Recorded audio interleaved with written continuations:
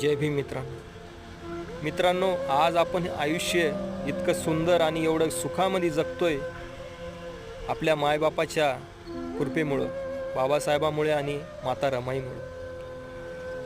एवढं सुख दिलंय की त्यांनी हे सुख कधीच संपणार नाही असं सुख देऊन गेलेत ते आपल्याला. पण मित्रांनो, आपल्याला एवढं सुख देणारे कधीच सुखामध्ये राहू शकले नाहीत बरं का. जीवन पूर्ण त्यांना दुःखामध्येच जगावं लागलं. माता रमाईनं स्वतःच्या डोळ्यासमोर स्वतःचे पोटचे गोळे गमावले आणि गटगट तसंच अश्रू गिळत राहावं लागलं तिला. बाबासाहेब बी मनातल्या मनातच रडत राहिले, फक्त स्वतःचे लेकरं गमावले पण चेहऱ्यावर कधी दुःख दिसू दिलं नाही, कारण 9 कोटी लेकरांचं भलं करून जायचं होतं त्यांना. मित्रांनो,